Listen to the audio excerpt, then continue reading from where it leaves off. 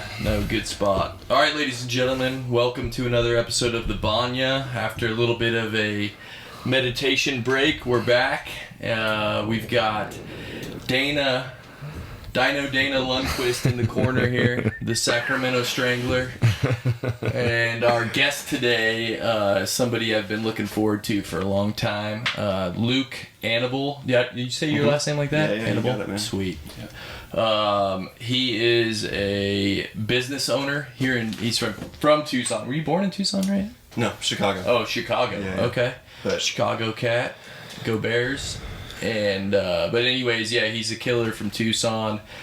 He owns and operates Natural Wine Company. They're a wholesaler of super nice, mostly European wines, done in the natural way. We'll get into that conversation, fill everybody in on what that's all about. Yeah. But before we get started, gonna do a little bit of an ad for our first sponsor, or new sponsor rather.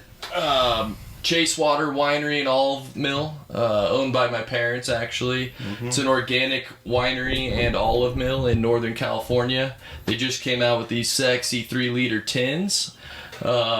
You can hit them up and tell them you know Luke, and you'll get a discount. I don't know what it is yet, but tell them you know the Banya Boys, and everything up there is done right. Like I said, farm certified organic.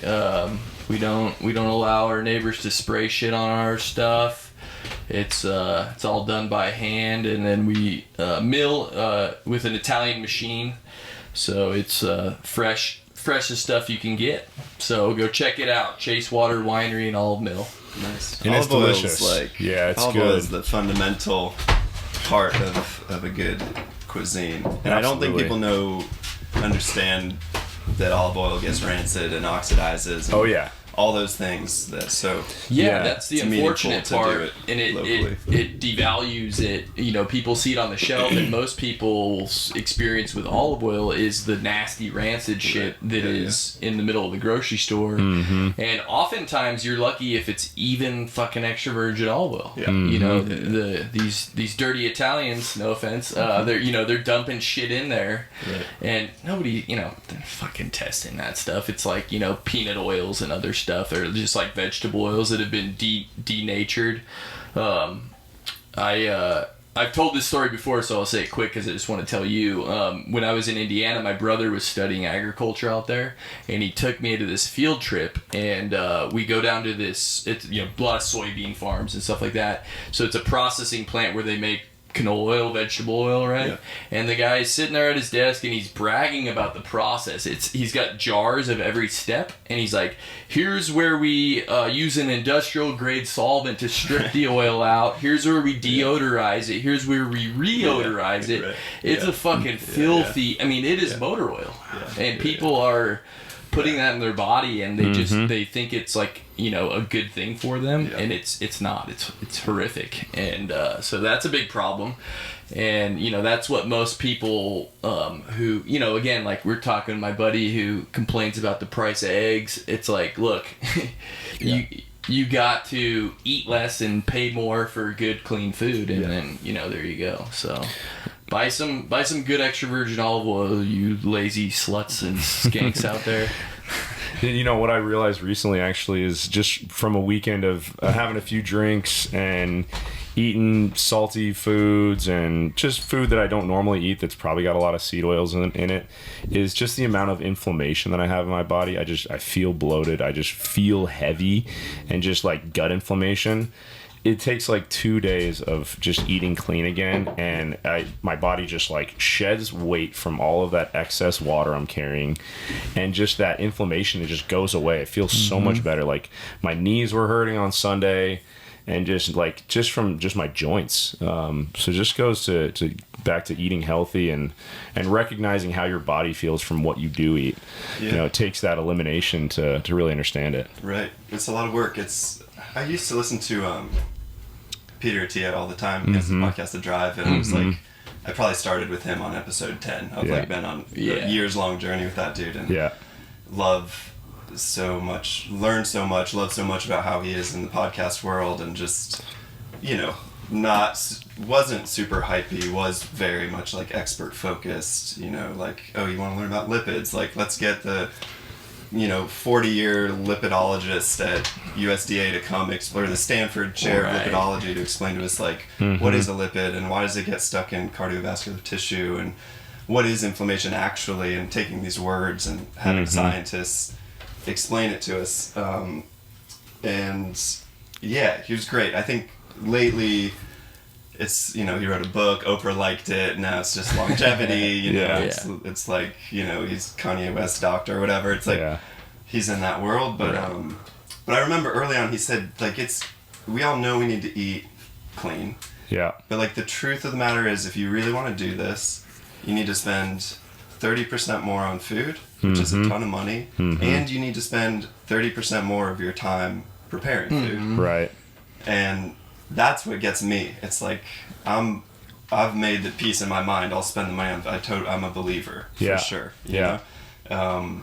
But it's the like taking, for us, small business, whatever, finding an hour to prepare food, and then what's helped me with that though? I don't eat breakfast or lunch anymore. I just pig out for dinner. That's where I'm at. That saves me, because I can't stand the time thing either. I'm like a very impatient person already, and so like prepping, doing all the meal prep stuff, I'm just like, I'd rather just not eat. And like, we're busy enough during the day to where like we can get by on liquids, in our mind. We don't have to think about it as much. For sure. But it's good until I get too hungry and then I'm driving past Sprouts. And I just have to eat potato. That's the only thing that will on the run. Yeah, no, it's good. I mean, that time restricted eating, it's a big deal. It helps. And I've done the same thing. And actually talking about podcasts and kind of like in the same vein of style of podcast that Peter Attia has, Andrew Huberman, where it's super science focused. He gets really in depth. Yeah. So it is hard to understand a lot of it. Unless you're really focused. But he just re-released one about fasting and time-restricted eating, and that 8-hour window of eating between like either noon and 8 or 10 and 6, whatever it is, it really helps if you're trying to lose weight or maintain or whatever. Right. But it allows your body to get into a fasting state, which regenerates cells. I can't remember the name of it. Autophagy. Yes, autophagy. It regenerates cells and just kind of cleans your body of all the bad cells that you have in there. Is that what hydrogen water is supposed to help with? I think so. I don't know. Cellular health? I don't know exactly. I think that's what the whole deal with that was. Yeah. It's kind of a fun time for all like the tinctures and like, I'm sure some of it doesn't work, but it's still... Right. I've experienced enough benefits from things to where now I'm a full true believer in like... I came from the dark side of like in wrestling, it was like everything was a no-no. It was kind of just like eat healthy and like stay away from, because it's an Olympic sport, like they don't want you to fuck with anything like performance enhancing, which is stupid, because it's like there's some things just like peptides and these things that are just super helpful for recovery, and we just never got access to those. I mean, I'm sure that's changed. Yeah, I'm an old man now, but at the time it just was not a thing. Like the most people would do would be like creatine or protein. Like that was it. So the biohacking has become its own industry, basically. Yeah, like everything. I mean, it's interesting. We're always in like the soup, right? And the soup is like one part truth, one part hype, one part crazy capitalism, one part marketing, one part our own self-esteem, one part what we want to believe. And you kind of think you have some idea, but whatever. We're also just doing our thing. Well, it's tough because how we say it? We're all children. Like the oldest person alive is 100 years, right? So it's like, yes, we have all this history, but like as far as actual experience goes, nice. We're all children on this planet, and you got to think too. Like 2 generations ago, they didn't have access to any of this shit, all this biohacking stuff. So really, they know nothing. And it's like we're on the precipice of like figuring out what actually works, like we're the lab rats. Well, I think there's a lot I like of that. natural things that they were doing that was based on, how they felt and how they responded to it. That wasn't like the in-depth science behind a lot of it, I feel. Yeah, a lot of anecdotal. It worked, obviously, for a lot of people. Because you've got a lot of these natural remedies that I see so much now, like, that people are going back to and for, like, if you start feeling sick, like having garlic cloves that are actually, I just recently did this where you take a bunch of garlic cloves and you put them in honey. Oh no! So you basically ferment them in honey, and then you can eat the honey, you can eat the garlic cloves just whole, and it's supposed to help with just your immune system and the way that it ferments it. I guess I don't know. I haven't felt sick recently, so I'm waiting until I do so I can pop one and just see how I feel. I felt a little funky. I woke up and I popped a couple garlic cloves, and I was like, bam! I don't know if it saved me or not, but I course corrected there, you know. So yeah, that was rad. But I'm super convinced, like the pharmaceutical companies, they can't patent nature, but I'm really convinced that there's kind of something out there to help with most of our maladies, and like, for example, like psilocybin helps people kick drinking. Right, and then or other hard drugs for that matter. Yeah, but they're like, it gets really specific though. So like people that have problem with like opioids, they go to ayahuasca. Yeah. So there's like, ibogaine. So there's all these things that like, nature. There's a problem, and then there is a solution in nature, but it's been obviously made super illegal because these pharmaceutical companies, they can't make money off of that. Mm-hmm. And there's even weird shit, like this one was my favorite. I put it together. I was very proud of myself. So I read like 2 different articles. And so the one was bee venom cures Lyme disease. So again, let's take it back to hunter-gatherers. A hunter-gatherer is outside, he's going to get bit by a tick, get Lyme disease, and he's probably also going to, fuck around with some bees and get stung. Right. Boom. He's good. Yeah. But now, we insulate ourselves, the chance of getting stung by a bee is far less probably than like getting a tick. Yeah. People want to roll around out in the Appalachians and get all that shit, and then, And they're not foraging for honey straight from the source anymore. Exactly. They're going to the grocery store and they're not getting stung by a bee. Yeah. And it's just like, boom, like we had it, like nature had our back on that, and now we don't, because, we're constantly seeking comforts that I'm convinced they're ruining us. And like we were talking outside, right? Like our mental states where like everyone's extremely like, there's a lot of depression, there's a lot of like weird mental quirks. I believe a lot of that is just because we're not doing what our bodies were designed to do. We're not living that tribal existence that we were meant to. Like, there's things you can do, like, at our jiu-jitsu club, we have that. We have a tribe. It's fucking awesome. Yeah.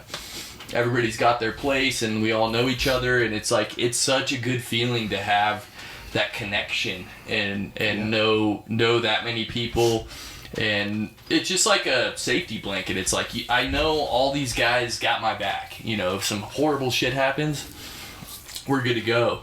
And like I forget who I was talking to about this. So my wife worries a lot about like hypothetical things, like, that could happen, like worst case scenario type stuff, like you lose the business, whatever, that kind of stuff. And I go, I know she's not like out there like the spear tip like I am. Like I know all these people, like I've got this community plus our family. I go, you just gotta look around us. Like we're never going to be destitute. You know what I mean? There's too many people that would swoop in and help us. Like if things actually went super bad, and it gives you a peace of mind, that like probably most women too, they're a little more insulated in the home, and they don't touch people enough. I don't know. I find that the women in my life are more comfortable with touch, more I meant more like access interacting, to bodies. I guess. Not like the physical. I'm not talking about like wrestling or anything like that. I'm just saying they don't make the connections that men do. Like, you're a part of, you do CrossFit? Used to. Yeah. You used to? Yeah. Okay. What are you doing now? Where's your community? Where's your tribe? I have like a really close-knit community in Tucson that's built around this dance practice we do together. Uh-huh. What's it called? The dance practice is called Open Floor. Okay. And it happens a few times a week, but we've all known each other. And then there's some plant medicine work that we've all committed to doing together every year. Right. And that's one community. CrossFit was a community. And I think it's important that we see that there's all different types of communities, right? Mm-hmm. Yeah. So there was a time when I was going to CrossFit, I was going to do the medicine work, and I was like kind of checking out Christian churches because I was like curious about the Bible, just wanted someone to talk to about the Bible and see what they had to say. Yeah. And before I'd had a lot of judgment, a ton of judgment about CrossFit, about like CrossFit people, about medicine people, about crazy Christians, right? And what I realized is like all of those communities are valid. Mm-hmm. They're all doing similar work. Right. They're finding different ways to connect. Yeah. Like the medicine people are like, man, if we could all just get around together and pray, the world would be better. Right. But we're the only people who have figured that out. Yeah. It's like, right. No, the Christians figured that out. And then it's like, well, no, but they're calling, they're faking it or something. Oh, so that's a bad quality right there. But, assuming that other people like, can we are assume the there. best, and can we have the humility to understand that what works for us happens doesn't a work lot for with everybody. people in the plant medicine world. It's very easy to, even though you're meant to be destroying your ego, you get this sense that like you have a window into insights that, and it's kind of true. A lot of people are going through life with their blinders on, and they're not. They what? How does it go? Tune in, drop out, tune in. Like they're just not. They're just a cog. Right. They're doing what the government wants them to do. You know what I mean? And like, so there's a lot of truth to that, but that's kind of a negative way to think about other people. Right. Because the CrossFit people also feel like they have a window, right? Yeah. And you like Jiu-Jitsu, like you all feel like you have a unique window. Right. That's true. And for sure, the Methodists feel like they have the window, right? For I guess sure. that's problematic because there's not a bunch of windows. Well, again, that's the problem is when whatever your belief or whatever your community, your tribe, whatever it is, believes that ours is the way, and if you don't follow the way, it's you will not find salvation, whatever that means to you, whether it be in a purely religious biblical sense or in a much more, I guess, naturopathic way or whatever. So having that closed mind of nobody really knows what the way is, even though people think they know what the way is. Right. And there's many ways. Yeah, it's the X-Files thing, right? It's I want to believe. Like you kind of have to believe. Yeah. And to have to believe, you have to believe something. Well, there's faith, right? Right. And that's what faith is all about, is choosing to believe something that we may not be able to fully explain, and you may not be able to fully explain against it either. Right. That's the whole idea of it, is to say, I'm choosing to believe this. There may be things that aren't explicable, but I'm going to work around that or try and understand the best that I can within, those boundaries, I guess. I don't know how to explain it. Can you hear someone else say that same thing when it's not your truth? Can you really listen to someone when they say, this is my faith, this is what I believe, this is what I choose to believe in, and have humility and an open heart? I mean, that's hard. Correct, right? Yeah, it is. Like, you're like, no, like, because this thing is true for me. It's capital T true. I felt it. I saw it. It changed my life, right? I think it's good to have that confidence in your own path. Yeah. But to, like, look at what other people are doing and think that they're more closed-minded than you. Like, it's specifically, like, if you pointed out, like, a church or something else, like, CrossFit guys, I know they think they're hot shit, right? It's like... There's a problem with that, and I'll defend Jiu-Jitsu, and here's why. So, everyone in Jiu-Jitsu is humbled every day. They get their ass kicked constantly, and what that does for your psyche is it puts you in a really good place where you respect. You should. It doesn't happen for everyone, but ideally, because you're eating that humble pie daily, you walk around the world with a different lens, and you go, okay, like, and that's what's cool about jiu-jitsu too. Like, some of the killers of jiu-jitsu, they're nerds. Yeah, they're just chess players, and they can strangle you. Like, a person who knows zero jiu-jitsu, they could be like the beefiest beefcake ever, super strong, and I know 100-pound Asian lady that would murder them, for sure, like, not even a chance, I mean, well, the chance they could knock her ass out, but if she got to their body, they're done, so that's what's different about that than like something like CrossFit, which is all based on like your athletic performance, you know, versus combat. Yeah. You know, and so that's where I think like I if I could prescribe anything for everybody, it would be that they do some form of martial arts. Yeah. Because it's just you and somebody else, and that what that does for your mind is really healthy. Yeah. You The know? humility piece is great. Yeah, checks you. I gotta get a cold plunge. You wanna go with Luke? Most of the guys that quit, You can hang. All right. most of the guys that quit jiu-jitsu are like the athletic burly type that when they walk in they cannot handle the fact that they are getting beat up by somebody half their weight. You know, it's pretty wild to see. But yeah, I'm gonna get another cold plunge too, dude. This episode of the Banya is brought to you by Optimize. Optimize is a health and wellness center run by Jesse Meringue, a fellow training partner of ours. They've got amazing center. They've got your cold plunge, your sauna, the infrared, the hot tub, compression therapy, as well as this PEMF therapy. It's like pulse electromagnetic field. It's amazing. Feels crazy, like you get that electro stim.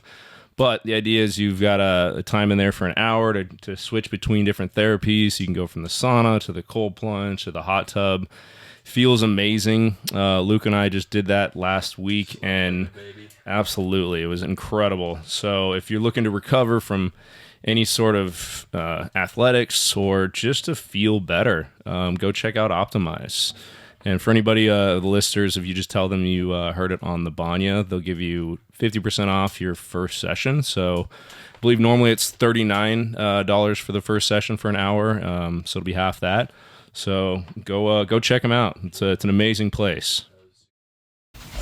I came up with this thing that I think I want to try to do with my kids, you know, because like my upbringing was awesome, and I think my parents nailed it. I mean, not to toot my own horn, but I feel like I'm alive, I'm healthy, you know. Nice. But what that was like a lot of just like zero tolerance for bullshit, like alcohol, drugs, which it worked, you know, up until a point. And then, you know, when I went to college, just like every other college kid, got in some hairy spots with alcohol.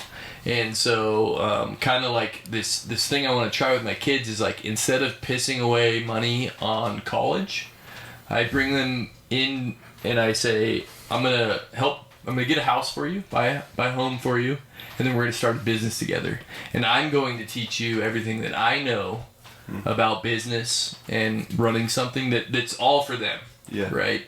And so diverting that money from like that education into something that immediately is going to start bringing in income for them.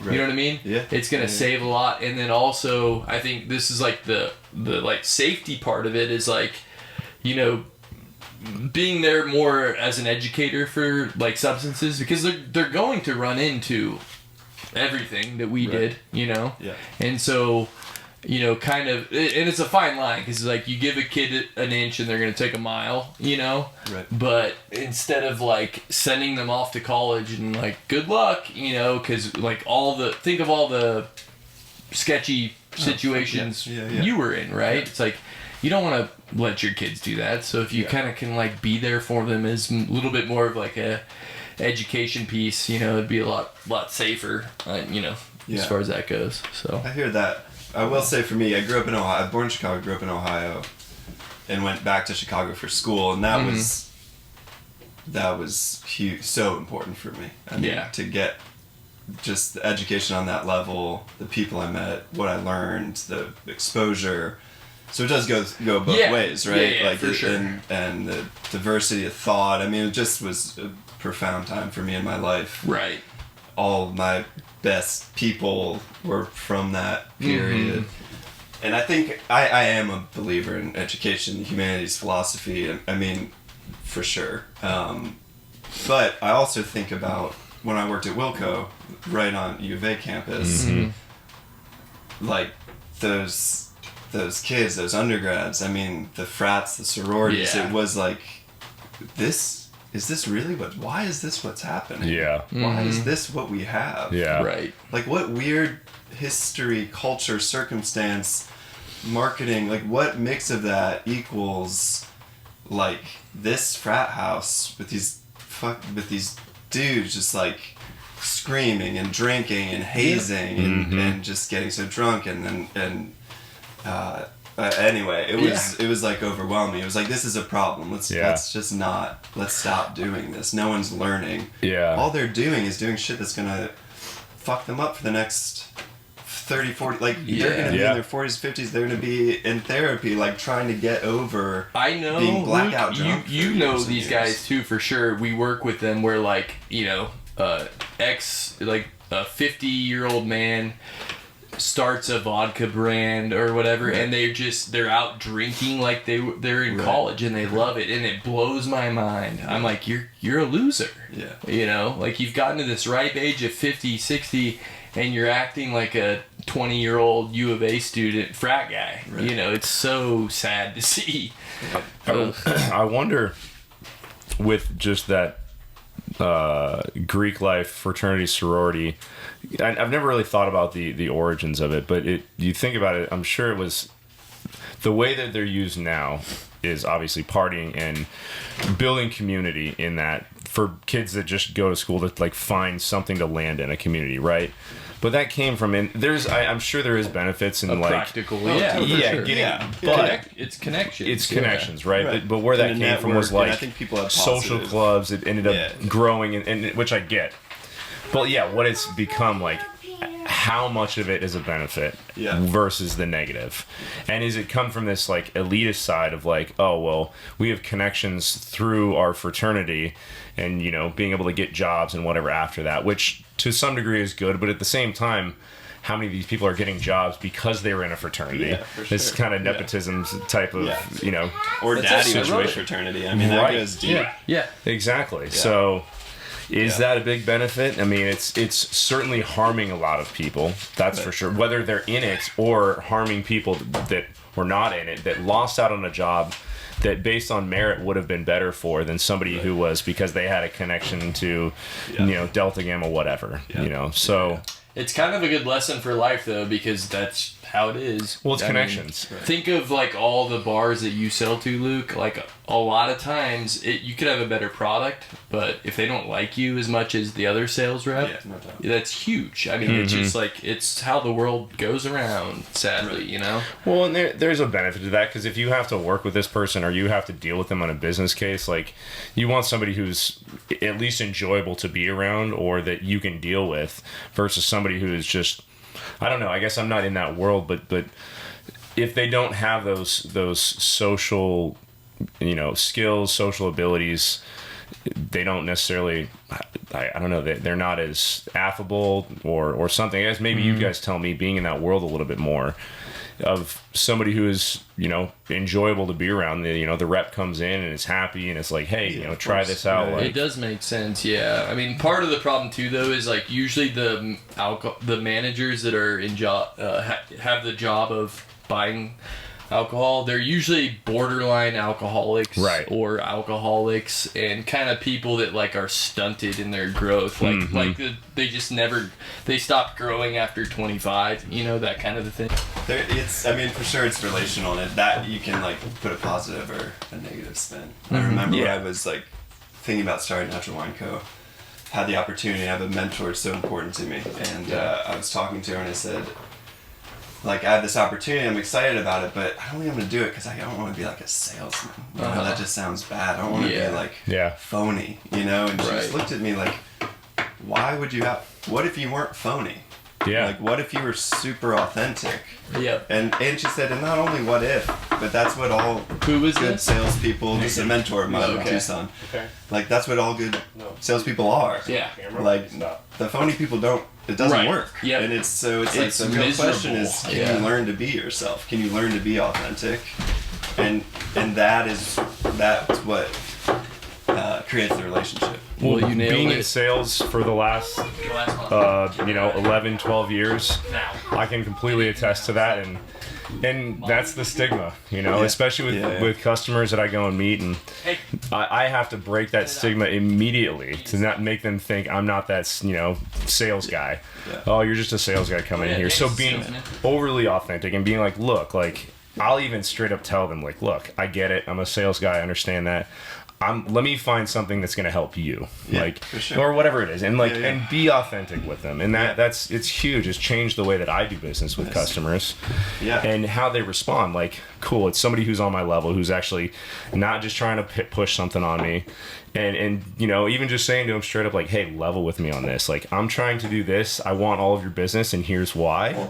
What does it take to do that? And they're not always going to tell you, but at least you can be straightforward. They're like, okay, cool. And the people that like, they understand that you immediately see things shift in their eyes, and you go, okay, it's great. Yeah. I mean, it's such a good barometer for where people are at. And now that the market is harder for us in wine and restaurants, you know, it's so funny because all the relationships were great when everything was easy. Yeah. And now it's a real test. Yeah. And it's like, how do you show up when things are strained? Attrition, baby. You know, are you like, are you defended? Do you double down on your own shit? Or do you get, you know, are you collaborative? Do you have a real relationship with your clients and with our suppliers? Right. For me, it goes both ways. Yeah. Right.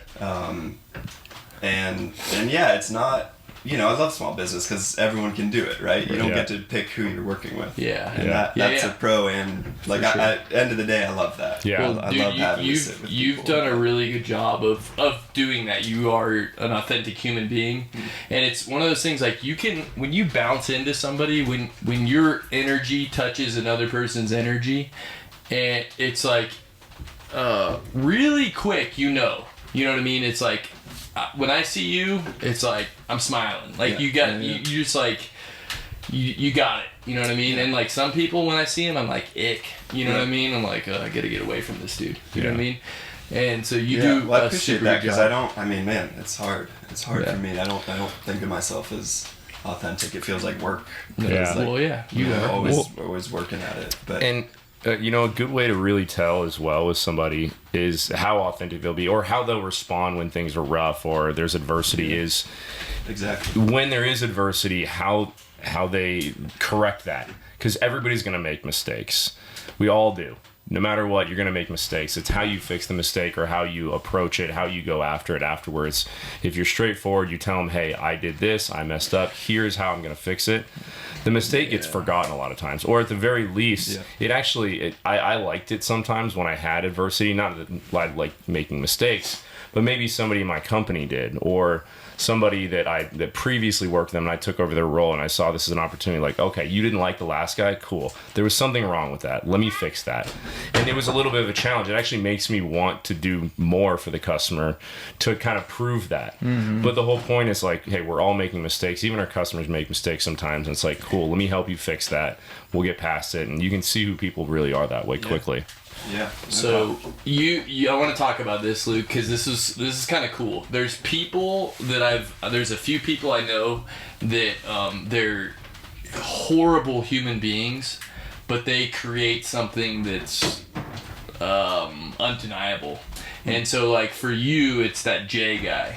Yeah. So the guy that you kind of like, he was kind of your mentor in teaching you about wine, right? Yeah. So he, had that like genius level, but he was just like a scumbag, like ripping people off, I don't know. I mean, really?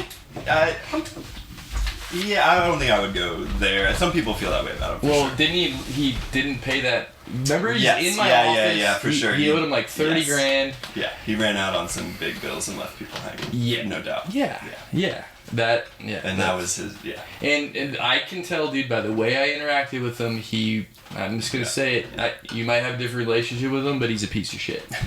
The way he reacted on small mistakes, and you and I went through this too, though. Yeah. You and I went through a really big rough patch where any mistake was like, fuck! Like, it was the end of the world, And I felt it too, dude. I don't like fucking up, but it's part of the deal. When we're dealing with that many, units, it happens.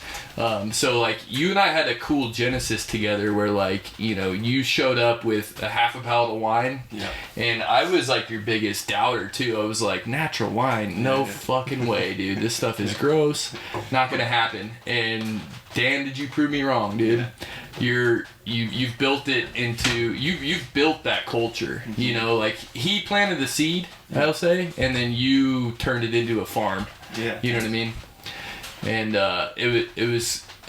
I'm interested to hear your thoughts on that side of it too, because like where we butted heads a lot was like, you know, it was like the errors and the growing pains and like how to do inventories, and it was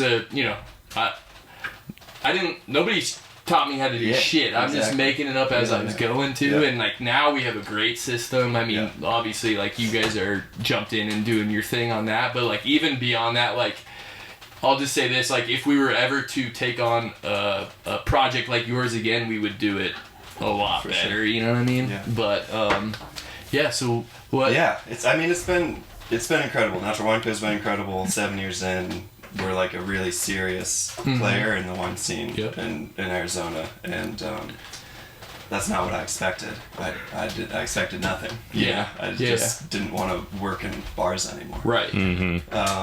So when I look back, it seems so chaotic and so random that I can't take credit for it. Like, it was a network of relationships that all overlapped at the right time in the right ways. Yeah, and meeting you was one of those things. You believed in it, and also like there's a ton of people that talk a lot of shit, and we know these guys like they're gonna light the world on fire with like these type of ideas, and they don't do it. They don't go through those hard times. Like when you and I are bleeding money for years, which we went through this together, and like, you know, we're struggling, and you and I are pissed off at each other, and like, you know, we're in the parking lot crying together almost. You know what I mean? It's just like you had the mental, like the metal to do all that shit, and like so many people just give up, you know, like the gypsy distiller that we know, you know, just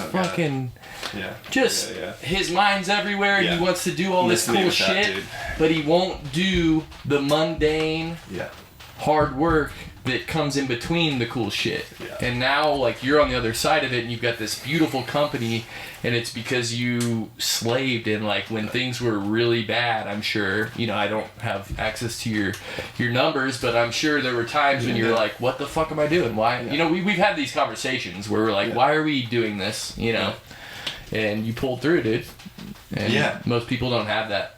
Well, you and I mean, have built something together for sure, and we've, like any good fruitful relationship, have come to the brink of disaster, and like the difference is like, can you get to the brink of disaster and not go over the say cliff? Fuck it, I'm jumping. Like, do you have the wherewithal, do you have the courage, do you have the humility to be like, hold on, wait. You're looking over the edge of the cliff, and you're like, is this it? I don't want to do nope. You know. And those people have left me. Like they, me too, you know, man. Chris, and they've opened restaurants, the beer and they closed restaurants, right? Like, and they're miserable and they fail. And then they do it again. I mean, that's the other. It's like someone on their 10th marriage, or dude trying to be in a frat again. It's like they get stuck in the pattern of like telling a story. They're really charismatic. The story's really convincing. We all like to buy in. We like, you see someone charismatic, you're like, come on. They want everything to be fun and easy, and if it's not, they're out. Right, and it's huge, and it's entrepreneurial, and it's gonna be a home run, and it's like, man, nothing's a home run. None of us are like are starting Facebook. I think like we're selling boxes of wine. I think I was listening to a podcast with I think it was the Press Coffee guy, and he goes something to the, I'm gonna butcher this, but like, a good owner-operator, a successful one, will do every day will do the most boring shit in the company. Like, you know, doing the payroll, like the mundane shit that makes people want to give up. That's what the owner has to do. And that's where you jump in and you do all the worst jobs until you can find somebody that enjoys that, you know. You know, that's where most people give up, in my opinion. For sure. Can you go into a little bit about how you started the company, like where it came from, what you wanted to do it for? Yeah, I don't know how. Yeah, for sure. And if it gets too boring, you just snap your fingers. I was in Tucson. I love Tucson. I love my community. I love the Tucson music scene. I loved restaurants. I loved working in restaurants. I'd come from like a super like high tier of academic life, and which is what I thought I wanted to do. And I moved to Tucson, and I started working at this infamous restaurant called The Grill, 24 hours. And it was like, oh no, this is it. This is like real people in their life, figuring it out. And the grill was, if anyone knows the grill, I mean, was such a weird place. It was 24 hours, never closed, didn't have a lock on the door. Yeah. Like, if you're a small business owner, close your eyes and imagine staffing and running a place that never closes with a bunch of like ne'er-do-well 20-somethings. Spent a lot of time late nights after being at bars. So so I love that, and then my best bud Will Elliott moved to town. He was really into like tasting things. Which was kind of new to me, but he was really into music. I was into music, and he was into tasting things like he was into music. And I was like, "Oh, is it all the same? It's like you can get into tasting grappa just like you can get into Miles Davis. Like you want to know more about it. You want to taste every kind there is. You want to know what it's like when it's young and old. You know, you want every different grape variety. It takes you on a path, right? Sure. Just like if you're starting with music, like I think I like jazz, I'll try jazz. Oh, I do like jazz. Oh, I like this guy Miles Davis. Oh, I really like Miles. Oh, I like Miles Davis in 1963. I like it on this B side, right? Mm-hmm. So Will really inspired me to taste, and we were running the bar at the grill, and we had the first cool sour program before anyone in the U.S. was making a sour. We were like buying all this dusty Cantillon from little guy or whatever, all this beer they couldn't sell, and we were stoked about it, and we were kind of like far out ahead of the curve. And then we got into cocktails. He started going to New York, learned about cocktails. We got into cocktails, pretty far out ahead of the curve there.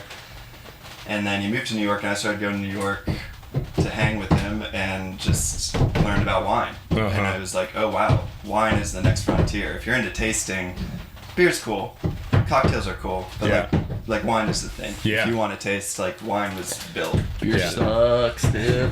Yeah.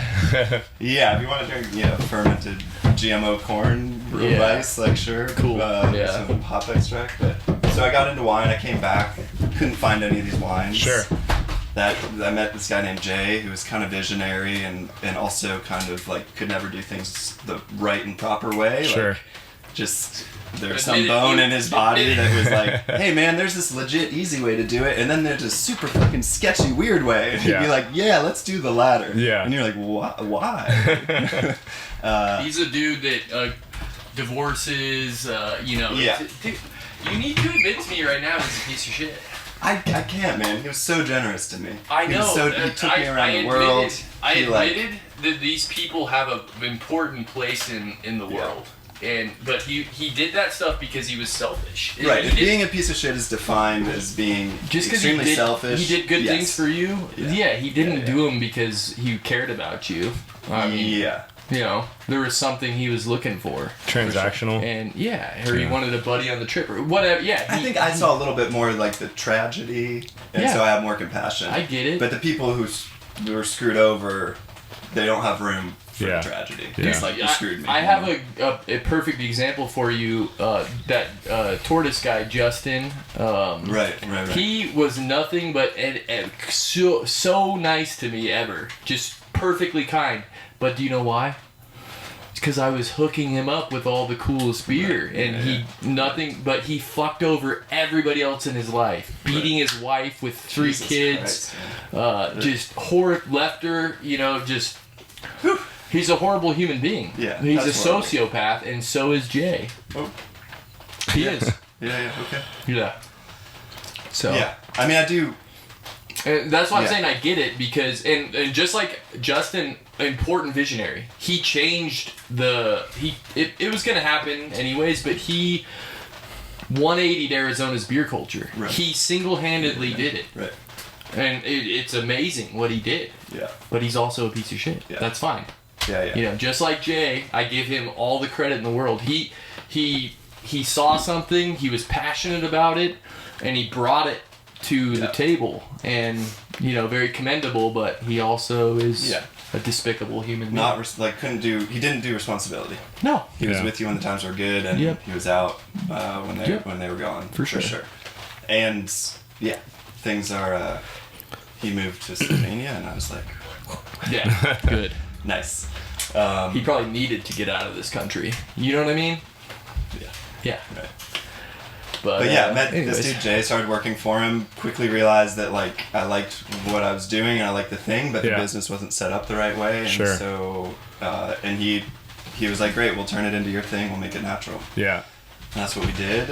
Nice. And we were still small. That was Yeah. still 2 pallet days, and now we're 300. Wow. Yeah. Awesome. I didn't appreciate him. He was leveraging like me and my company to get those producers back on his side. He was like, look at Luke, he's got this cool warehouse, it's all temperature, you know, he was, and they're like, but bitch, you owe us $30,000. Yeah. And he starts mumbling, you know what I mean? It was just like pathetic. Yeah. What's up, dude? Yeah. Well, that's fascinating still. So I mean, yeah, started that company and just like sold the wine myself. Hired my friend Megan, who I just I used to sell wine to, and I just From Tucson? From Tucson at Feast. She was at Feast Okay. forever. Okay. Every time I taste with her, I was just like, I like this person so much. I want to work with this person. Yeah. Dry sense of humor, super smart. What was your last name? Nelson.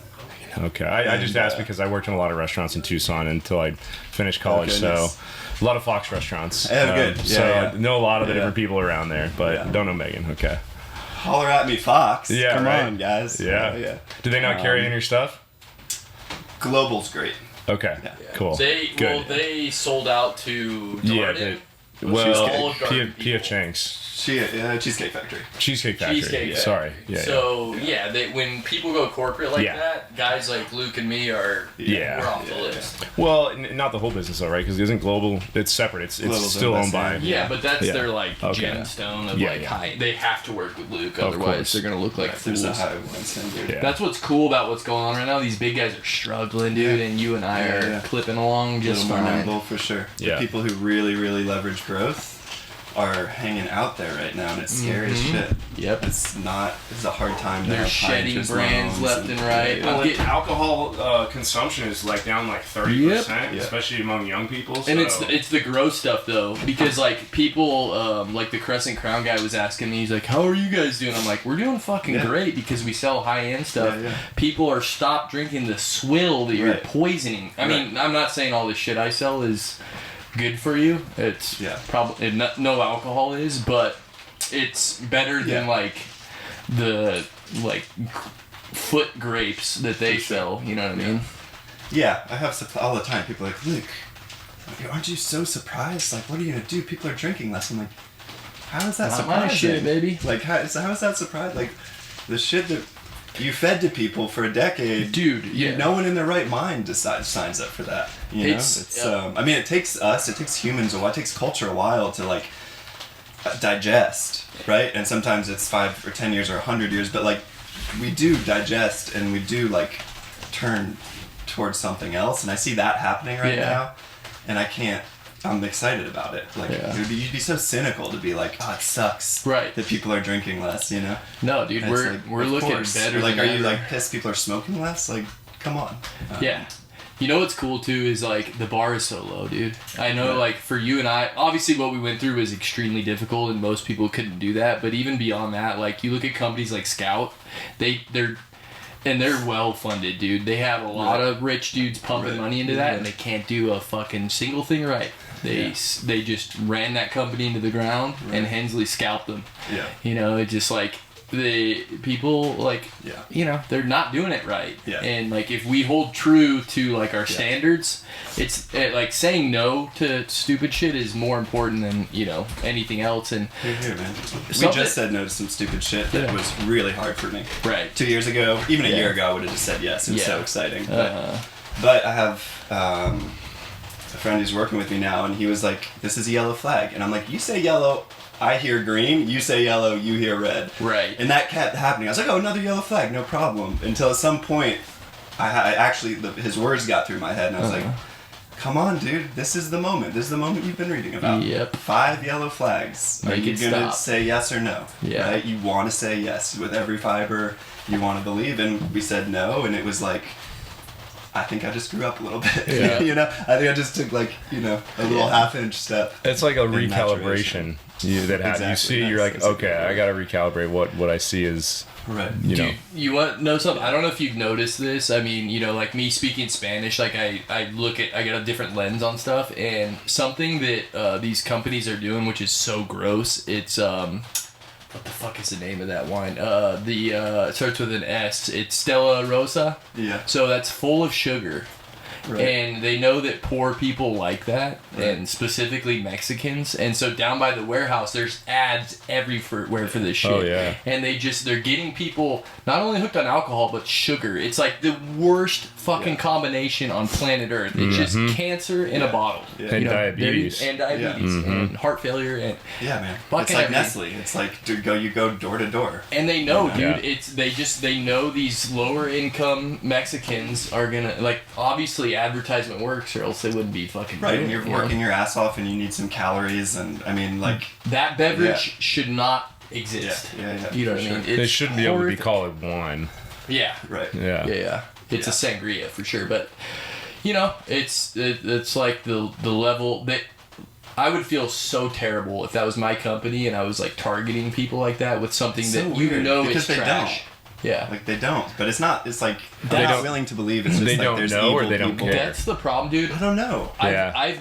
I've met with executives at like some of these big distribution companies, and they feel so good about what they're doing. Right, there's like jargon, you know. They don't even think about this kind of We're shit. providing like Yeah. tremendous value. bottom line. Everything's you so know, good. The company, we take care of people, you know, and it's just like, okay, if that's, you know, I hope that helps you sleep at night, I guess, but fuck. It's unfortunate, but I mean that's what we got to do is vote with your dollars, you know, and But as long as people the keep problem buying is, it. how do you get through to people like that are, you know, Well, and there's if you're Mm-hmm.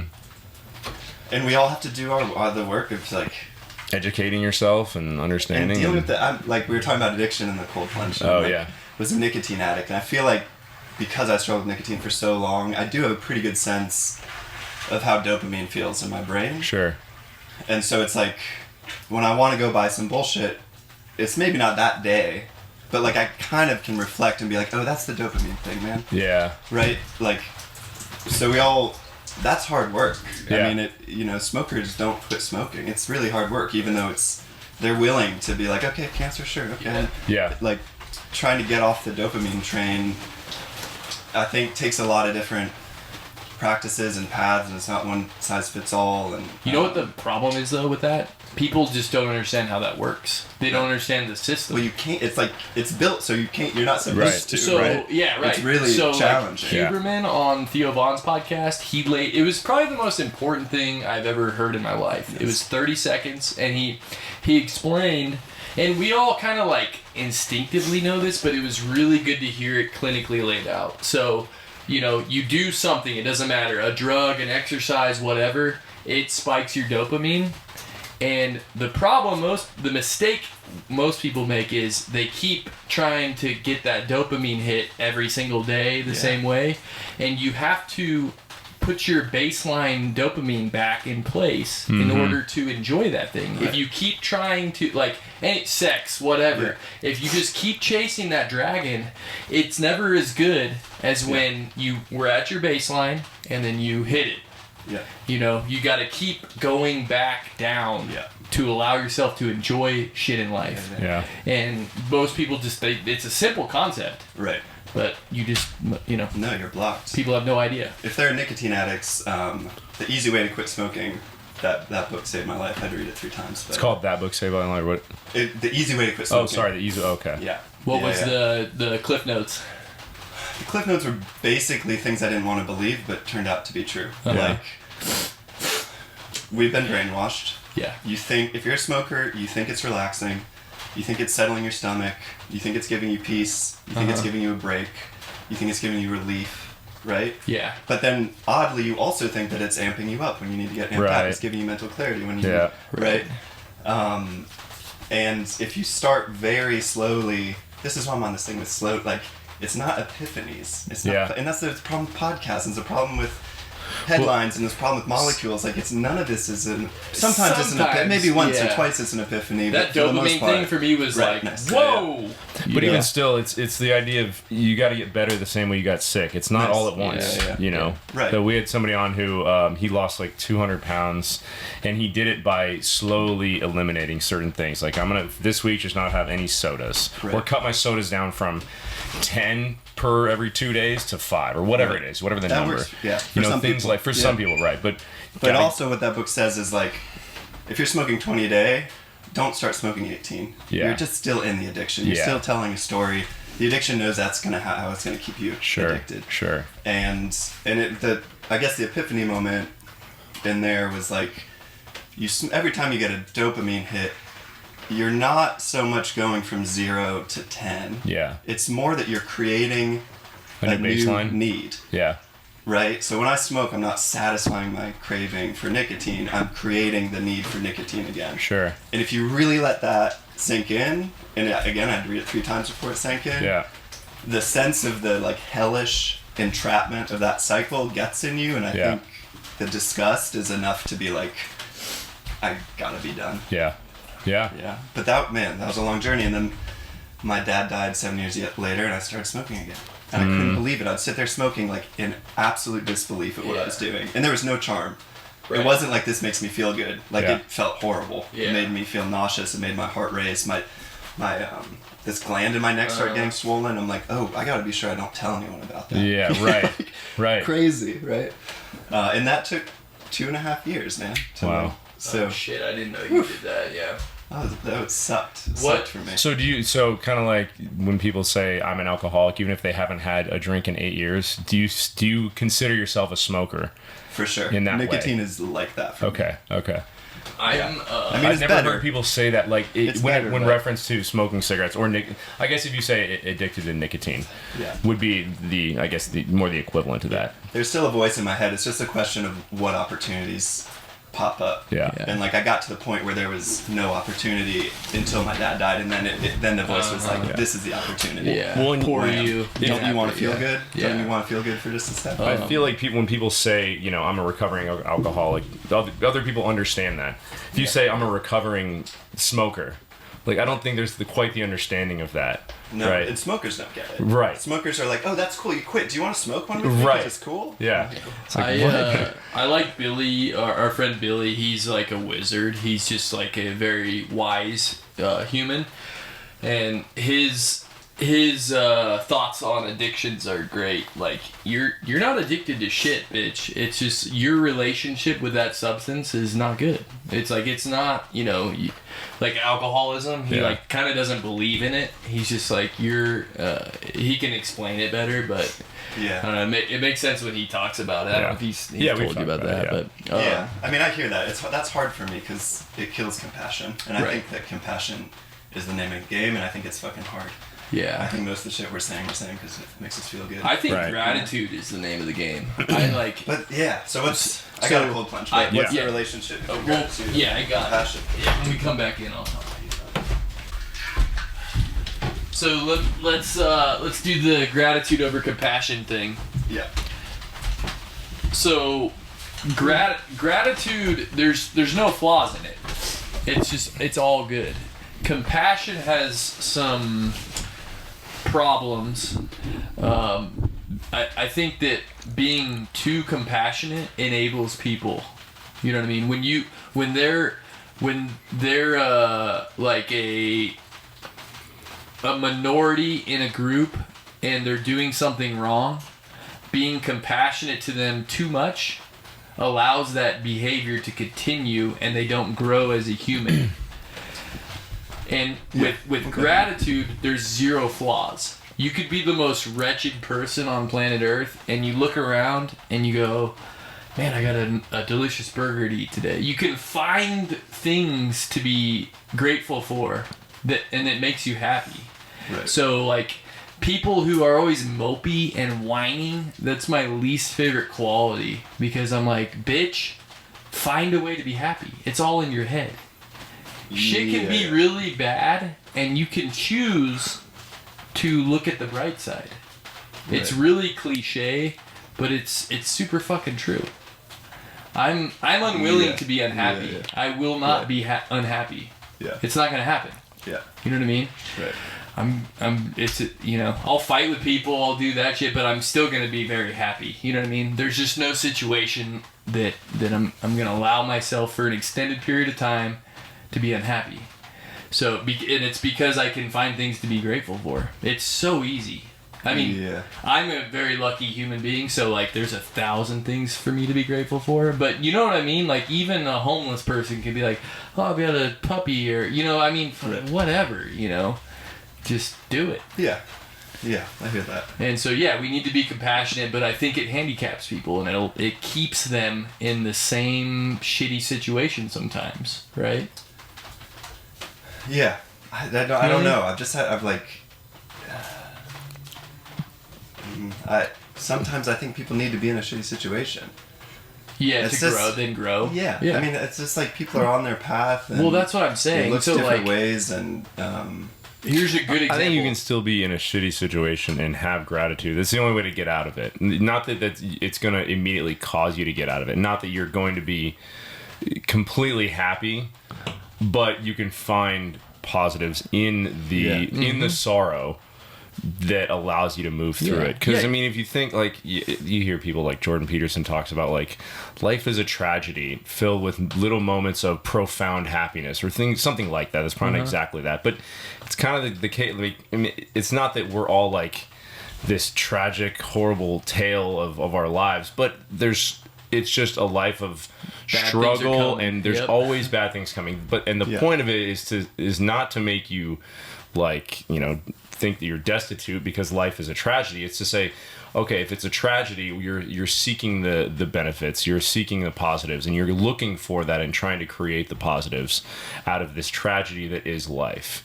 Because at the end of it, we're all ending up the same exact way as well. Yeah. We're all ending up in the ground or whatever, however, Yeah. And when you're in a bad spot, you recognize it. You go, okay, this is not good.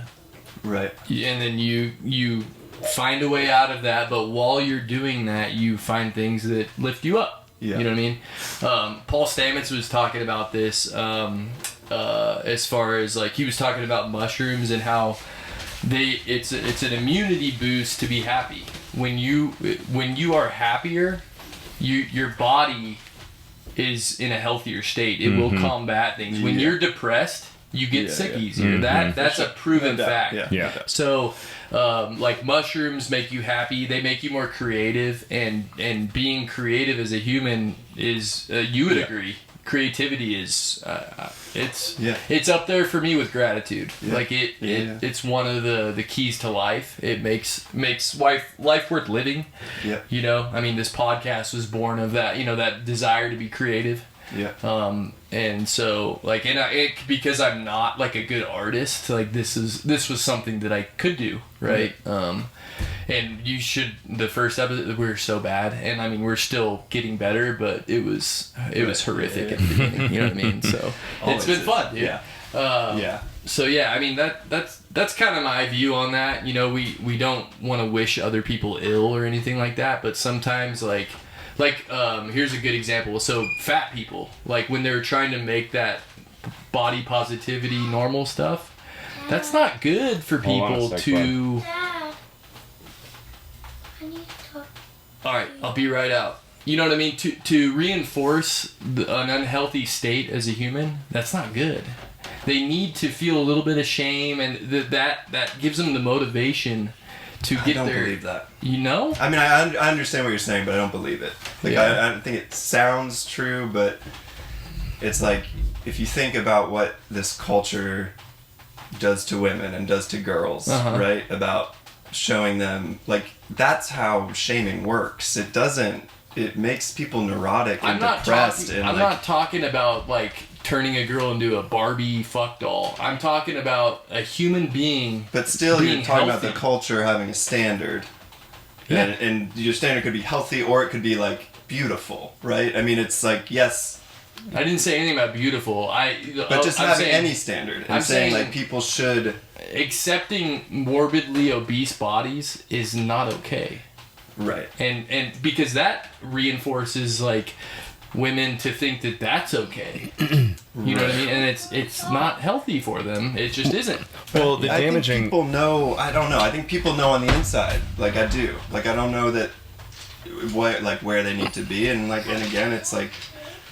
They're on the path. Yeah. And it's like, come on, you guys are fucking fit dudes doing jiu-jitsu. Like, you like to be strong. You like to be athletic. You like to be mobile. You value that. You love it. Right. And that is not what 95% of people look like, feel like, enjoy, value, are able to do. And that has to be a part of this conversation. For sure. And it is. And I think the one of the problems with this is that when we normalize saying you're healthy at any weight or you're healthy at looking in any way, it's not true. It's just false. Well, but those words are different. Saying like this is what health is versus this is what you should do, or this is what correct. This is the better way. Right. It shouldn't be appearances thing. It should be what you are healthy at.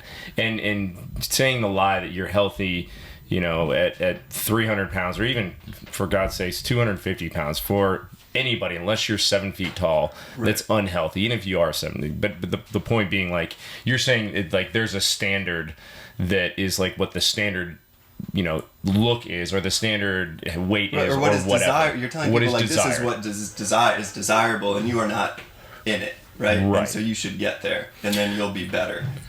And it's like that. Even though that may have some positive outcomes for some people, sometimes it has a lot of negative outcomes for a lot of people a lot of the time. True. And it's a dangerous spot to start getting into, telling people what is desirable. Well, like, that's where my compassion thing is, right? Like, are you able to imagine that this thing is desirable that's not desirable for you is desirable for someone else? And when you're talking desire, that's a different thing, because desirable, it's a very personal thing. Like, what you desire is very different from what somebody else desires.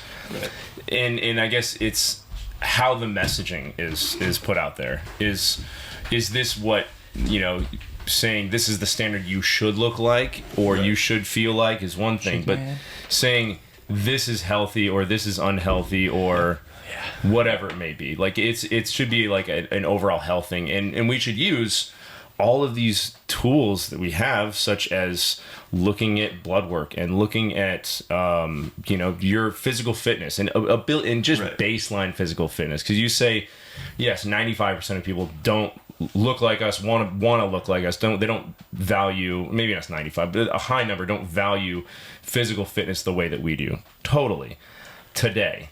However, 60 years ago, the number of people that valued physical fitness was exponentially higher than it is today. I would guess, based on how people look. There's just less. It's bullshit. Maybe it's just less marketing. And maybe that's right. There's a documentary from these van life guys. Like they would go to concerts. I'm almost there, dude. I'm coming right out. And they were all. I'm really liking talking to your dad. In the 70s, they were all fit, you know, just like not like muscular guys. They were just like normal, you know, humans. And then that follows them 30 years later, and in the 2000s, and they're like still going to these concerts, and they're all bloated in wheelchairs. It's bad, dude. And it's like 70s, that was TV dinners, that was like all that shit started to come out, and we're just micro poisoning ourselves. Well, and like we had mentioned before, we talked about a little bit of a lot of the disease and a lot of the issues that we see in society are issues with abundance. Really, we have so many things. We have so much now, even compared to 50 years ago. It's insane. The level of just and density, right? Just the density of nutrition in a Snickers bar. Well, and you can look at the world and say, sorry, let me interrupt real quick. You guys keep podding. I gotta go play soccer with Ollie. He's freaking out. Any chance we can get you to do some jiu-jitsu? Maybe.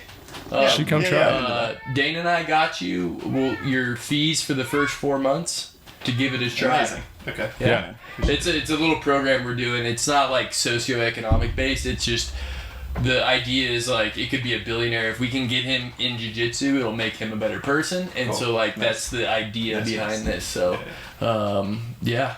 we think you'd love it. Yeah. And I shook your hand, dude. You would be a killer, dude. Your body he was trying to get your grip strength. Dear God, could you imagine him wrapping a triangle? Dude, because he's lanky, and dude, you will very quickly become a killer. Yeah. So hit me up if we can get you in there. Are you gonna be in there tomorrow? Yeah, I'll be there tomorrow morning. Yep. Okay. 5:30 a.m. if you want to come in. Head back to Tucson. Oh shit. I'll come for sure. I want to see what y'all Thanks, man. We'll keep going. Yeah. So what I was saying was, this is if you can fit it in there.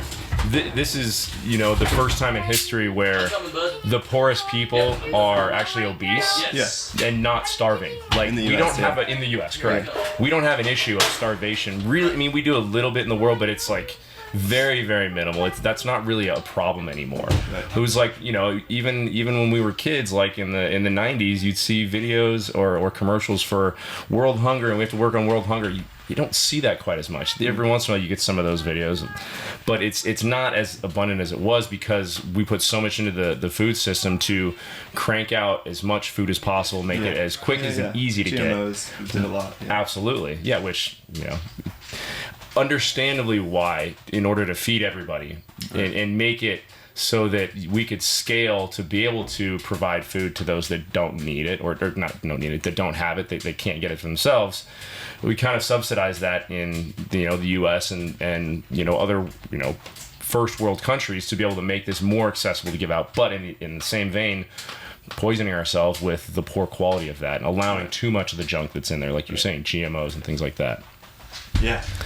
So anyways, there's a lot of factors at play. Sure. Yeah. For sure. And just to say, like, you know, if you're obese, like, you need to figure that out. You need to be shamed into it. Like, there's an understanding of, like, to some degree that works for some people. I want to say one more thing on air. Thank you, dude. I mean, working with you, been fucking great. You and I never really kick it, but I feel real simpatico with you, man. Yeah, thank you. Yeah. It doesn't work for everybody. Some people it does. Some people it's good for them. And when it comes from a place of love, I think that's a big component to the shaming aspect when we talk about that. If you have a good friend of yours, like I have a close friend of mine, and me and my friends, we lovingly will shame him a little bit because we want him to be healthy. We want him to be able to walk his daughters down the aisle and be able to function when he's 70 years old. Yeah. And, you know, he loves playing golf. If you want to play your golf when you're 70 years old, Ryan, get your ass in shape. So yeah, but that's happening in a small system, right? Correct. It's not happening on a cultural system. Absolutely. I just had this experience where a friend of mine's I'm really close with, and her son, I have this story in my head that he's struggling. Mm-hmm. I don't really know how much he's struggling, but in my head he's like, he's a guy, he's in his mid-30s, a story we hear a lot now. He's kind of wandering, he's kind of lost, he drinks a lot, he wants to do something different but doesn't know what it is, falls into these you know, patterns. It's kind of like in love with working at bars and also stuck working in bars. And in love with alcohol and also knows it's not thing. So I have this story in my head that, like, he's an alcoholic, and if he could deal with alcohol, it would open his life up. Sure. Because in my mind, something like that happened to me. Mm-hmm. And so over the past year, my relationship with him, I think about him more, and we're less and less close. Strange paradox, right? It's on my mind a lot, and we're growing more and more distant. Another friend of mine comes into my life who's friends with him, and without even knowing it, we're just driving along, and I'm just randomly talking about how this random guy's an alcoholic, and if he would get his shit together, he could, right? Mm-hmm. And she was like, I don't know. Like, did you know he's planning this, like, this healthy lifestyle rave at this amazing historic ranch, and there's going to be 22 DJs, and it's like a 3-day event, and he's doing it on a bootstring budget, and he just had me over to his studio, and he has all this free equipment. We made amazing music. He spent the whole day with me, right? Yeah. And I was like, oh shit. Like, the whole thing changed for me. Yeah. And I saw him as a person that I respected. Yeah. The alcoholism thing just left. Yeah. And so I think that's what I'm saying when it's like, if I meet someone and they're 300 pounds, and all I can think about is how that person would be better if they were 200 pounds and healthier and live longer and have better energy and be more happy because that's something that happened to me. Yeah. So I think it'll happen for them. If that's all I can think about, there's no compassion. I can't be there. I can't, and unless you're like a fucking Buddha or a yogi or an old grandfather, I think it's really hard to go up that person with, like, I don't forget the word to use, but like with an open heart say, I'm concerned about you. I just learned these things about, you know, atherosclerotic disease, and I want to share them with you, and I love you, and I really have your best interest in mind. Well, so that's like where the issue is. It's convoluted, but and if it's somebody you're not close with already, it's just you're an acquaintance or you just met them. You may not be able to. You're not in a position to where they can take that seriously and think that, you know, there's I don't know how they would take it. Right. And unless if you could they're foster open to it. compassion for that person, which is probably hard, well, then I think you have a little more, you can develop a rapport, you can develop a relationship. Do you think it's not compassionate to think, man, that person would be better off, they'd be happier if they lost 100 pounds? Is it not compassionate to have that in your mind? Because I think there's some level of that. It's not like you're thinking, if you were thinking, oh, this person's a piece of shit, they're never going to be able to do anything because they're overweight, they're never going to lose weight. Like, it's kind of the opposite, right? You're thinking, I just think if we're really honest with each other, I think those two things are a little more intertwined than we admit. Okay. Yeah. Because that's how we motivate ourselves and how we punish ourselves. Sure. I guess it's they're intertwined, but the way it's framed, and by framing it in a way of, man, they would be this much better if they would just do X. Yeah. I get what you're saying. It's like, it's funny when there's like, you'll see videos where it's like a wife asks their husband something and he gives her a response and she goes like, hey, do you like my outfit? And he goes, yeah, it's okay. I liked what you had last night. I'm better, or whatever. Something silly or innocuous. They go, oh, so I'm ugly. It's like the way that they're seeing that, they're going to take it in the negative way, even if it is like, and that was a horrible example, but you get the idea. Sure. You say something and the way it's taken was completely opposite of what it was meant to be.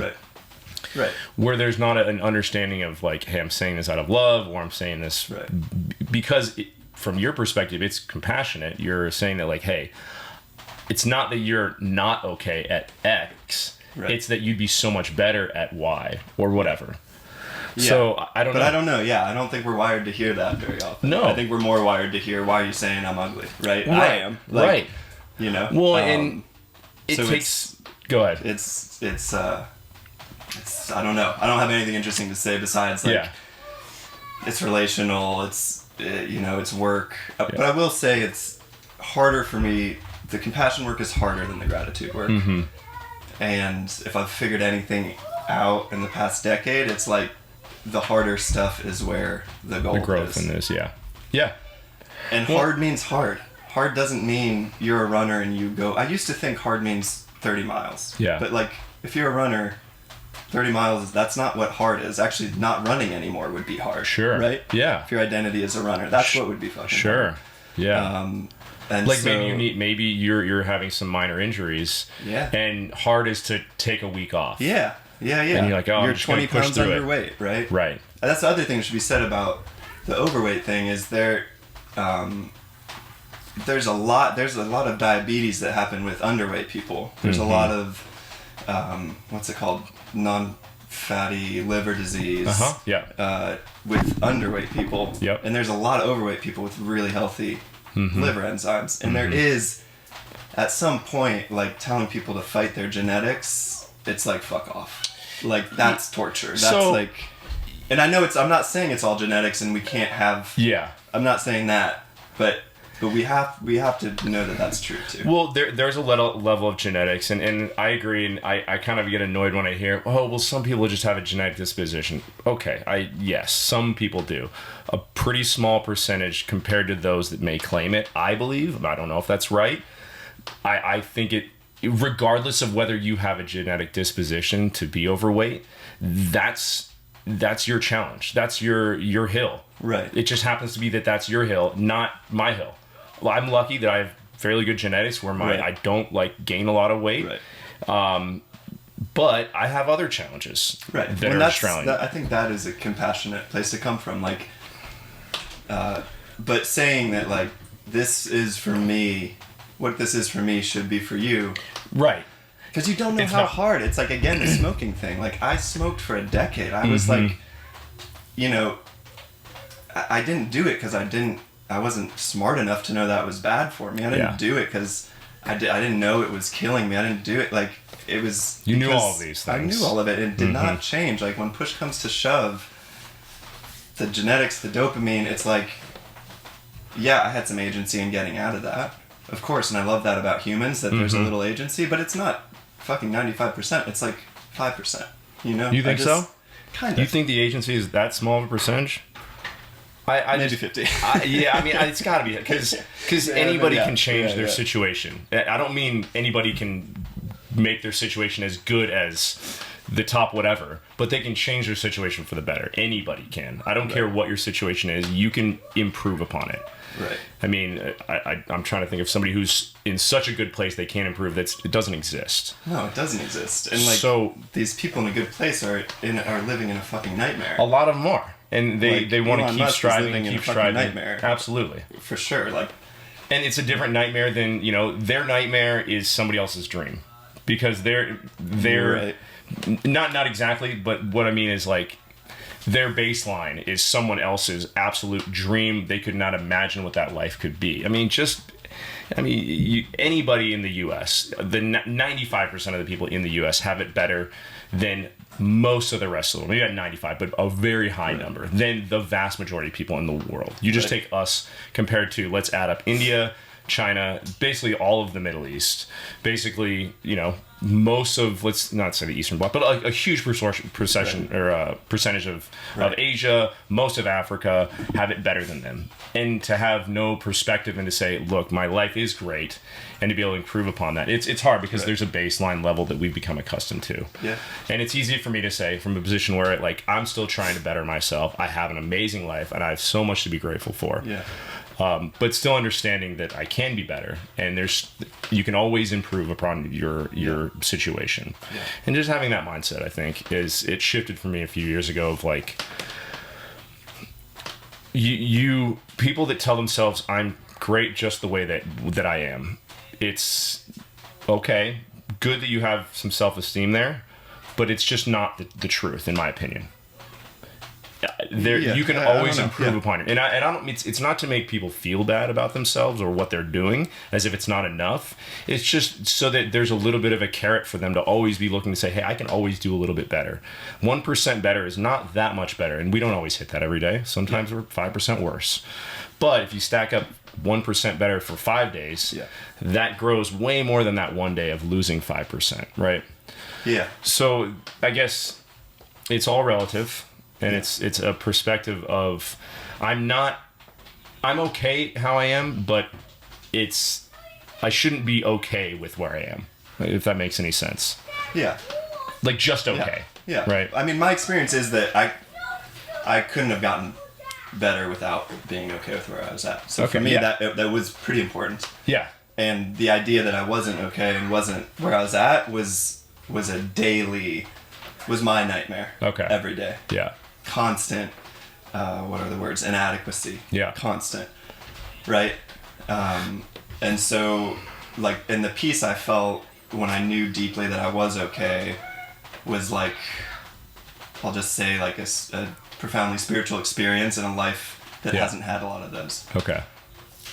But I think also we're talking about different things. It's different times, different things, different moments, different people. Yeah.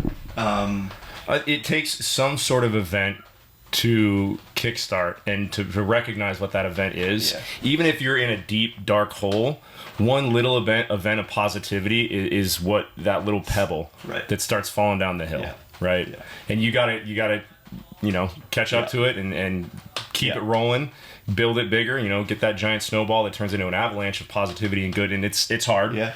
And you're gonna hit a rock and you're gonna lose some of that momentum, and that's okay. But you're right.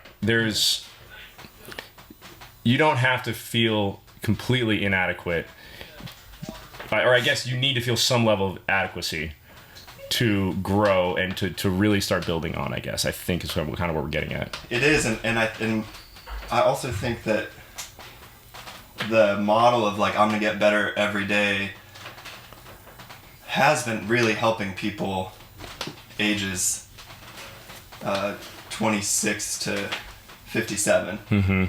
And I think this whole generation that we're a part of, there's a burnout on the other side that I'm experiencing some of. So that's why it's top of mind for me, right? Mm-hmm. Brain fog, fatigue, appetite. I have to work really, really hard to sleep well, and I love it, right? I have to... Well, sleeping is a skill. So there's getting better has done a lot for me in my life, and it's led me to like a profound place of burnout where I can't do CrossFit. Okay. And like CrossFitters hear that and they're like, oh, that's because you suck. They don't say that. They still love me, but in their mind they love CrossFit and it works for them and they cannot see or admit that it would be bad for anyone. I know this because I did the same thing. Yeah. I'd have like old people at CrossFit who would scale and I'd be like, oh, that's the right thing to do. That's just like, part of it's like, no, man, we're at CrossFit. They're about to blow an air horn. You're going to scale? Like what? Yeah. We have to do this for 10 seconds. What's wrong with you? So, well, there's a level of push. And then I just learned I was wrong, and now I have to tell everyone that I was scale. so it's okay. wrong. Yeah. Because I'm fucked up. If I do CrossFit, I literally can't look at a computer screen for 48 hours. Yeah. It's like, well, and when you need with that, what you need with that better everyday mindset is the ability for grace on the days when you don't improve. And that you have to. That's not a young man's skill, dude. No, and you have to be able to look at the end of the day and take an accounting for 5 minutes to say, shit, today wasn't a good day. Chalk it up for a loss. We got a brand new day tomorrow, and then we're gonna cold plunge right now. All right. Well, that was a great conversation, Luke. Appreciate it, man. I didn't know what to expect. I didn't know you. Didn't know really much about you going into tonight, but I feel like I know you a lot more now and can understand. And that was really cool.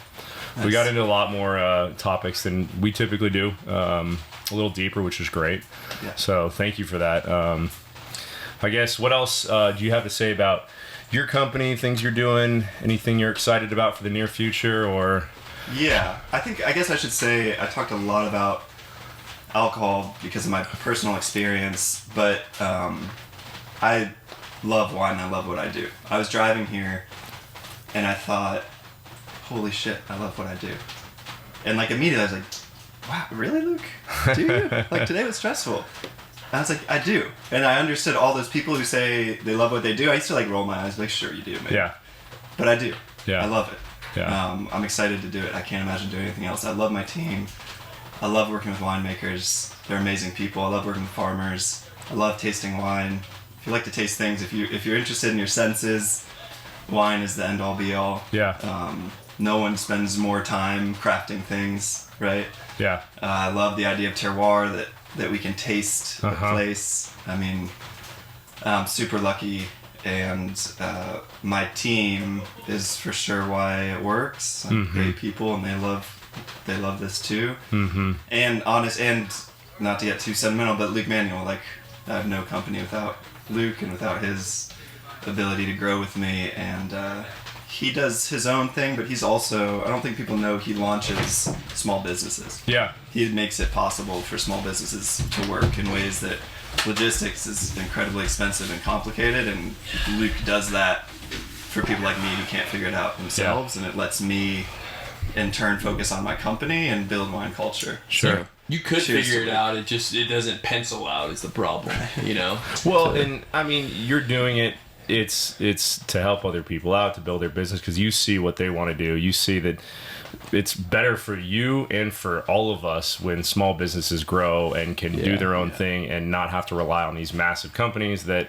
screw everybody over. Exactly. That's my favorite thing about what we do. It's like a big fuck you to the current system of alcohol distribution, which it's a chokehold. And like the problem is that anybody over 21 can walk into a store, get enough alcohol to kill themselves. So they don't really give a fuck about the system behind it, you know? But the reality is that these big wholesalers have set up just enough regulations and all this bullshit to make it very difficult for companies like Luke to do their job and bring in cool stuff for people to enjoy. Yeah. So. Small producers, small importers, small wineries, small families. Yeah. I mean, I have a friend who's is a great entrepreneur, making a ton of money, super smart, works. People say like, oh, I worked 80 hours this week, worked 100 hours. It's like, no, you really didn't work 100 hours. Yeah. Dude like works 100 hours. I'd like, you know, he's up. Yeah. It's insane. A lot of respect for him. How old is he now?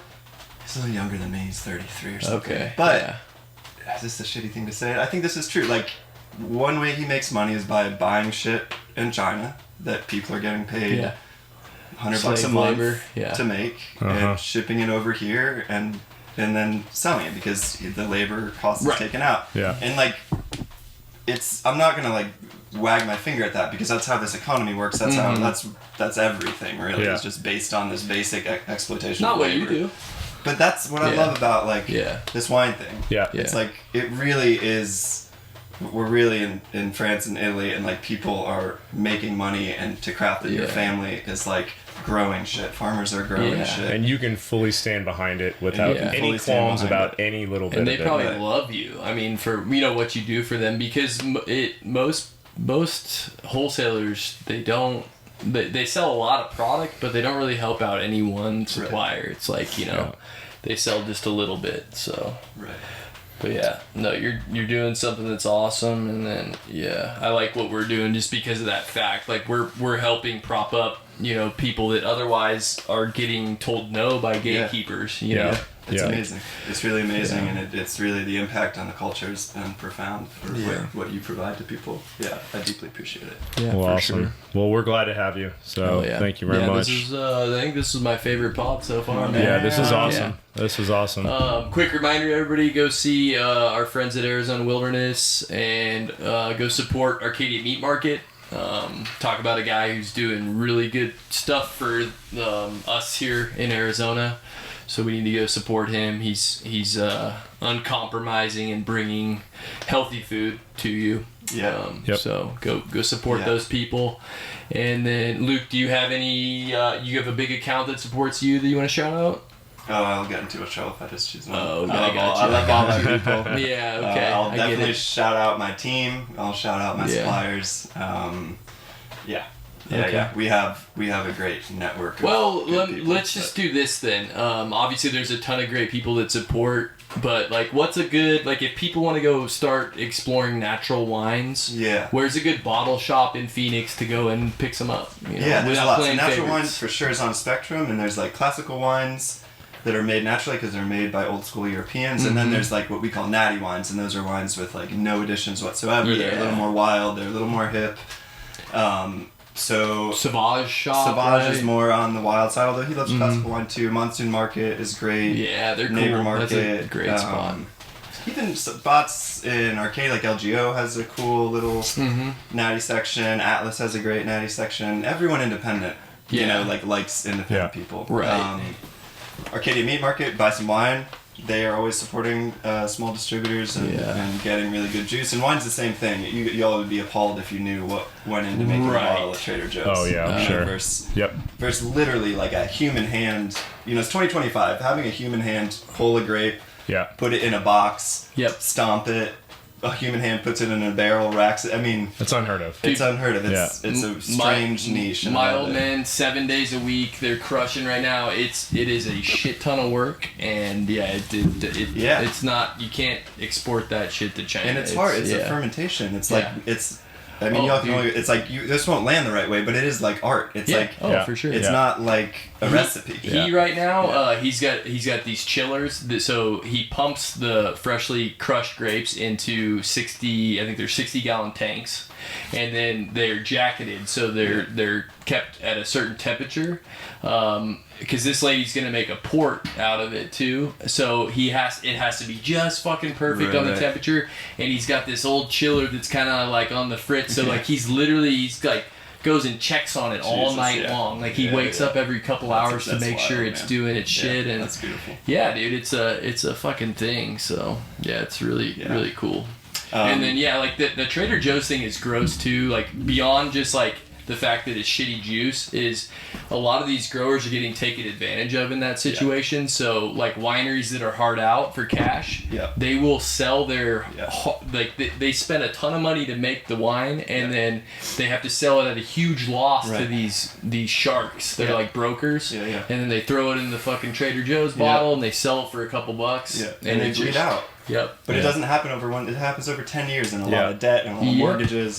They're taking advantage of people who are just need the cash. So also top of mind, go to Valentine. They just redid their patio. It's amazing. If you haven't been to Kid Sister, it's the shit. What's it, Blake? What's his name? Blaze at Valentine. One of the coolest guys I know, dude. He's got the soft top old fancy. Yeah. He's a his hip. dad restores cars. He's about as cool as one they come. hip dude. Cool on the inside and out. Yeah. If you can get a reservation at Baca North, it's great. Hirachi's downtown. I mostly know my downtown central people, so but shit's going anywhere. There's someone independent. Yeah, they're curious. Yeah. Phoenix Wine Phoenix Shop up Wine, here amazing in Scottsdale. Yeah, say hi to Vince. The best. Vinny's cool. Yeah. Boom. Thank you All guys. right. Yeah. Fuck Well, yeah. thank you. All right. Have a good one. Peace.